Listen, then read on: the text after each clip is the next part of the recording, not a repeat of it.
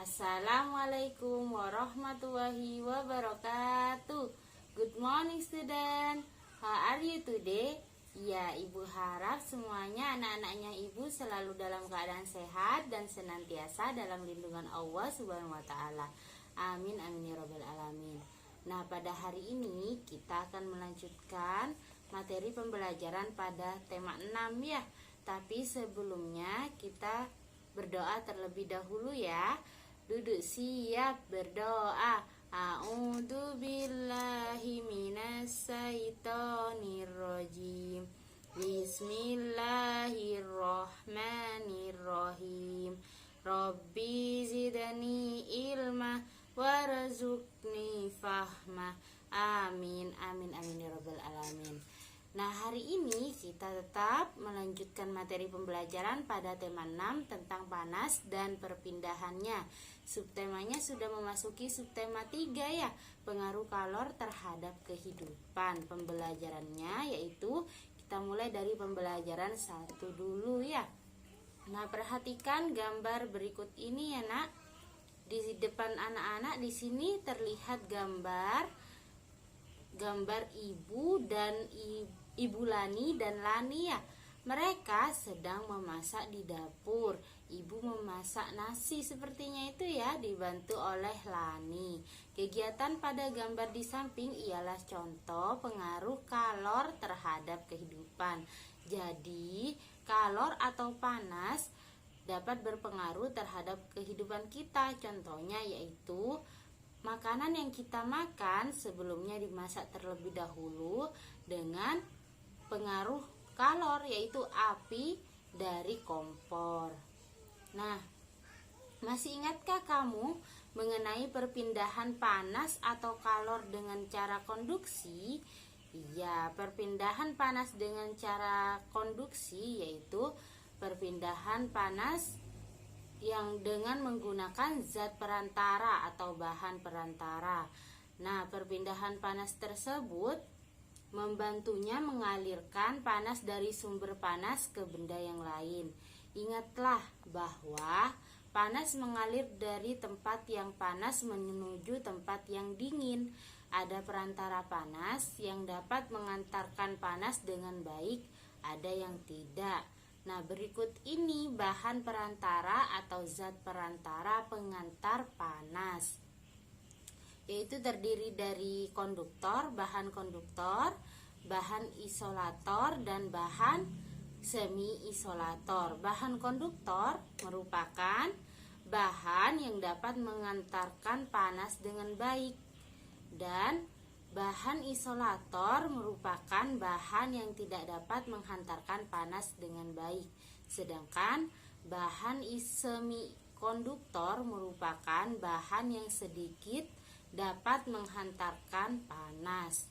Nah, berikut ini contoh bahan konduktor, yaitu misalnya bahan-bahan yang pada dasarnya dibuat dari aluminium, timah, tembaga, baja, emas, perak, besi, seng, atau tungsten.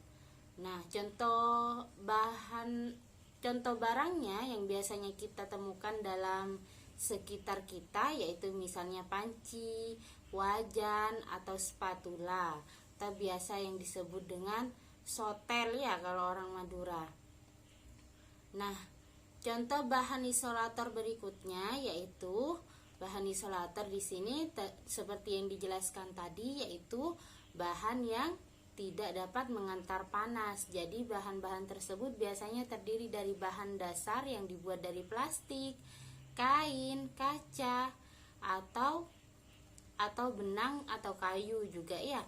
Contohnya di sini ada gelas, keranjang plastik, keramik, karet, kayu, kain, dan benang wol, serta banyak lain-lainnya yang dapat kita temukan di sekitar kita ya. Nah, penggunaan bahan konduktor dan isolator dapat diterapkan secara bersamaan pada sebuah alat. Perhatikan gambar ini. Nah, di sini ada gambar sebuah panci yang ada pegangannya ya. Panci tersebut dasar di bawah pancinya itu merupakan bahan menggunakan konduktor, jadi pengantar panas.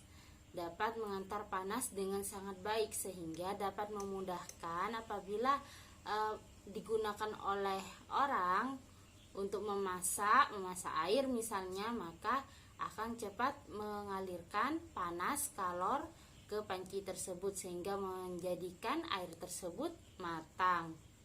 Sedangkan pegangan pada panci tersebut menggunakan bahan isolator, yaitu bahan yang tidak dapat menghantar panas sehingga ketika walaupun air tersebut sudah mendidih, jadi pegangan pada panci tidak akan terasa panas sehingga dapat dipegang ya ketika kita mengangkat panci tersebut. Nah, selanjutnya kita akan melanjutkan pada pembelajaran kedua ya. Nah, perhatikan gambar berikut. Di sini ada gambar anak-anak yang sedang bertanya. Apakah kalian masih mengingat materi yang dipelajari pada sebelumnya? Iya, sebelumnya kita telah mempelajari materi menentukan kata penting, menentukan ide pokok, membuat ringkasan atau kesimpulan, dan membuat peta konsep. Nah, pada hari ini kita selanjutnya akan mengulang kembali cara menentukan ide pokok, membuat peta konsep, dan menulis ringkasan atau kesimpulan. Perhatikan ya teks bacaan berikut yang berjudul penggunaan benda konduktor dan isolator. Silahkan dibaca ya.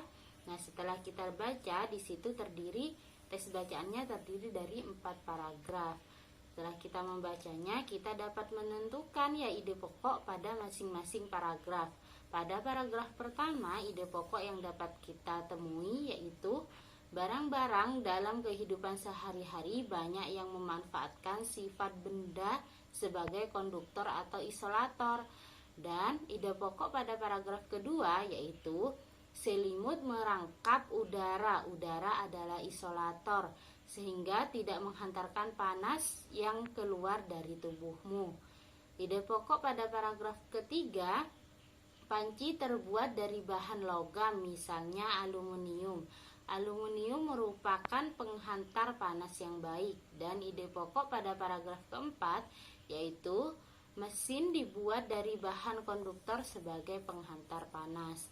Nah, setelah kita menemukan dan menentukan ide pokok pada masing-masing paragraf, selanjutnya kita bisa membuat peta konsep ya, yaitu menggabungkan beberapa ide pokok tersebut dengan batasan garis dengan judul penggunaan benda konduktor dan isolator. Nah, jadi anak-anak tinggal menuliskan kembali ya ide pokok pada masing-masing paragraf tadi dengan menggunakan kotak-kotak seperti berikut ya.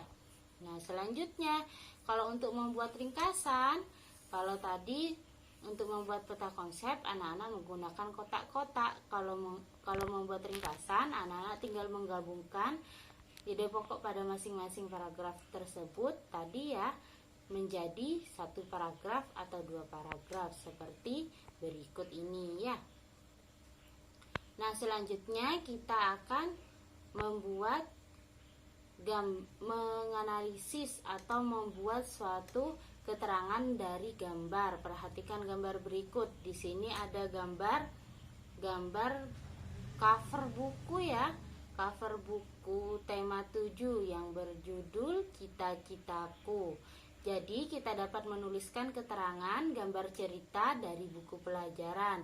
Sedangkan cerita kesan yang kamu tangkap dari gambar tersebut yaitu menceritakan gambar seorang guru yang sedang mendiskusikan dengan 6 siswanya tentang cita-cita mereka. Buku ini merupakan buku kegiatan belajar siswa. Jadi mudah ya ketika kita diminta untuk menentukan atau membuat keterangan dari sebuah gambar, kita tinggal mengamati dulu terlebih dahulu gambar tersebut bergambar apa. Seperti tadi yang Ibu jelaskan, gambar tersebut kan bergambar ada satu guru dan 6 siswa. Jadi kita tinggal menjelaskan di keterangannya, menceritakan gambar seorang guru yang sedang mendiskusikan dengan 6 siswa tentang cita-cita mereka. Buku ini merupakan buku kegiatan belajar siswa. Nah, pembelajaran hari ini cukup sampai sekian. Tetap semangat anak-anak walaupun belajarnya masih daring di rumah ya. Semoga segera bisa masuk kembali belajar di sekolah. Baik, kita akhiri pembelajaran hari ini dengan bersama-sama membaca hamdalah. Alhamdulillahirobbil alamin. Assalamualaikum warahmatullahi wabarakatuh.